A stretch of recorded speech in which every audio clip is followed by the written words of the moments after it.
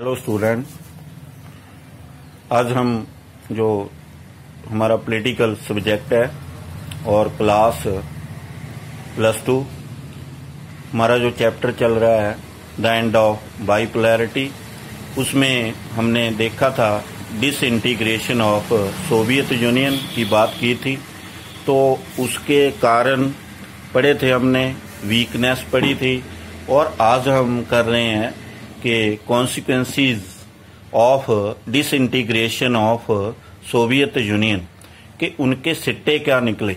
जब वो उनका विघटन हो गया तो उसके सिट्टे क्या निकले, या फिर उसके रिजल्ट क्या आए, या उसके जो घटना घटी तो उसके इफेक्ट क्या पड़े। तो इस तरह से 2-3 प्रकार से जो क्वेश्चन बन सकता है। तो आज हम इसकी consequences of the disintegration of Soviet Union कर रहे हैं। एंड ऑफ कोल्ड वार, एक तो फर्स्ट जो उसकी एक सिट्टा निकला वो है एंड ऑफ कोल्ड वार। हमने पढ़ा है कि दो ऐसे एक पोलर सिस्टम बन गए थे, जो कि एक यूएसए का था, एक रशिया का, 2 ब्लॉक्स में बट गया था पूरा वर्ल्ड। तो उस समय एक ईस्टर्न ग्रुप बन गया, एक वेस्टर्न ग्रुप बन गया था। उनमें कोल्ड वार चल रही थी। शब्दों के जो एरोज थे वो छोड़ रहे थे एक दूसरे के ऊपर, सुपरमेसी के लिए स्ट्रगल हो रहा था। तो उसका एंड हो गया, क्योंकि जो 2 में स्ट्रगल था एक खत्म हो गया, उसमें डिसइंटीग्रेशन ऑफ सोवियत यूनियन। तो उसके जे विघटन के कारण तो कोल्ड वार भी खत्म होगी, क्योंकि कोल्ड वार भी 2 ग्रुप्स में थी। जब ग्रुप ही नहीं रहा तो कोल्ड वार भी उसमें डिक्लाइन आ गया, जब एंड हो गया उसका। तो इस तरह से ये एक पहली जो कॉन्सिक्वेंसीज है वो ये है कि end of cold war, disintegration of Soviet Union के कारण। नेक्स्ट है स्टेप्स वर टेकन टूवर्ड्स डिसआर्मामेंट। तो डिसआर्मामेंट की और स्टेप्स उठाए जाने लगे। पहले रेस लग रही थी, ज्यादा से ज्यादा वेपन्स तैयार करने, ज्यादा से ज्यादा हथियार तैयार करने, ज्यादा से ज्यादा इन चीजों में शामिल थे, क्योंकि 2 ग्रुप बने हुए थे। बने भी इस वजह के थे कि मिलिट्री अलायंस था, ज्यादा से ज्यादा मिलिट्री को स्ट्रांग करना था एक दूसरे ने। तो उस तरह से ये स्टेप उठाए जा रहे थे फेवर ऑफ आर्मामेंट के। लेकिन अब ये जब डिसइंटीग्रेशन ऑफ सोवियत यूनियन हो गया है तो उसकी कॉन्सिक्वेंसीज ने ये निकली है, सिट्टा ये निकला है, रिजल्ट ये निकला है कि स्टेप्स वर टेकन टूवर्ड्स डिसआर्मामेंट। हथियारों की दौड़ को स्लो डाउन करना या बिल्कुल समाप्त करना, इसकी ओर कदम उठाए जाने लग गए थे। उनकी डिसइंटीग्रेशन ऑफ सोवियत यूनियन जब हो गया तो ये एक उसके ऊपर रिजल्ट निकला कि जो हथियारों की दौड़ है उसमें कमी आ गई, या स्लो डाउन हो गया, या स्टॉप हो गया। Next, establishment of unipolarity.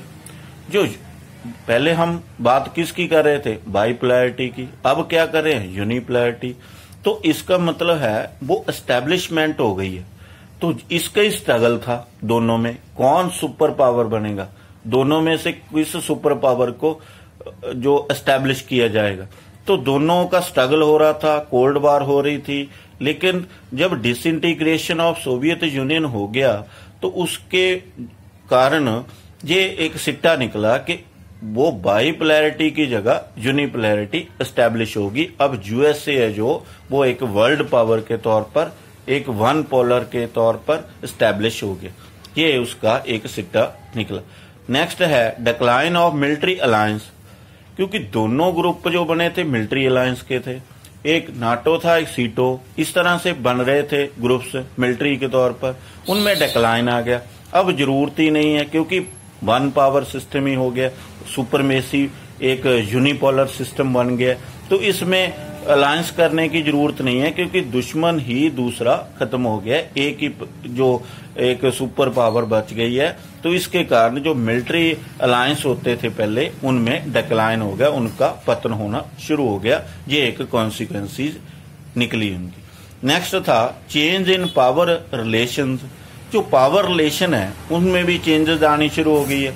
पहले 2 ग्रुप्स थे, उसमें जो कंट्री शामिल थे अपने अपने ग्रुप में, तो वो दूसरे ग्रुप के किसी भी कंट्री से उनका कोई रिलेशन नहीं होता था। लेकिन अब वो 2 ग्रुप में से एक ग्रुप खत्म हो गया, वन पोलर सिस्टम एस्टैब्लिश हो गया, तो अब पावर रिलेशन भी चेंज होने लगे हैं। जो उस ग्रुप के कंट्री थे, दूसरे ग्रुप के कंट्रियों के साथ भी एक रिलेशन उनके बनने शुरू हो गए। नेक्स्ट था डोमिनेंस ऑफ कैपिटलिस्टिक इकोनॉमी। तो पहले 2 इकोनॉमी का डोमिनेंस चल रहा था पूरे वर्ल्ड में, एक सोशलिस्ट इकोनॉमी थी, एक कैपिटलिस्ट इकोनॉमी थी।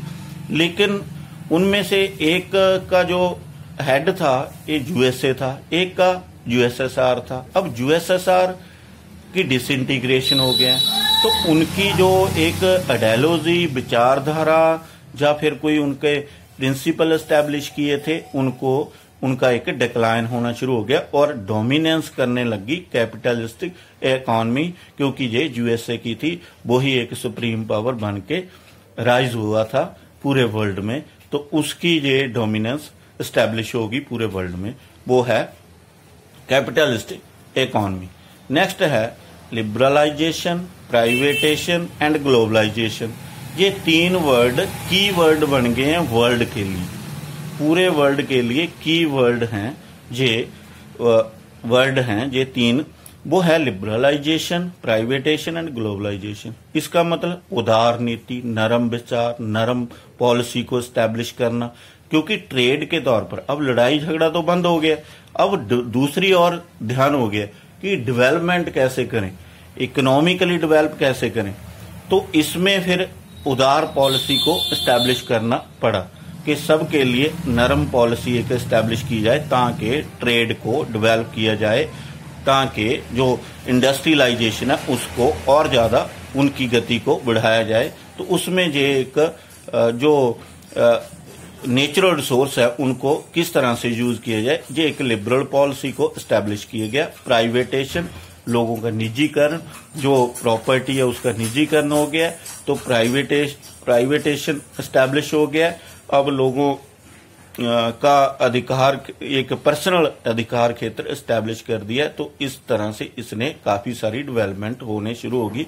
एंड ग्लोबलाइजेशन, पूरा वर्ल्ड को, पूरे ग्लोब को एक जोड़ दिया गया है। वो 2-3 ऐसे हैं, ट्रांसपोर्टेशन के, कम्युनिकेशन के और जो एक टेक्नोलॉजिकली डेवलपमेंट के कारण ये तीनों शब्द एक दूसरे के बनते गए और ग्लोबलाइजेशन अब बढ़ता गया।